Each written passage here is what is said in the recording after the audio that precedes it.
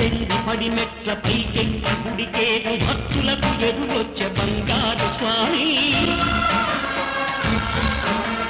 ఇరుముడులు స్పృశించి శుభమును దీవించి జనబృందముల చేరే జగమేరు స్వామి తన భక్తులను నిల్చు తప్పులకు తడపడి ఒక పక్క ఒరిగిన ఓంకారమూర్తి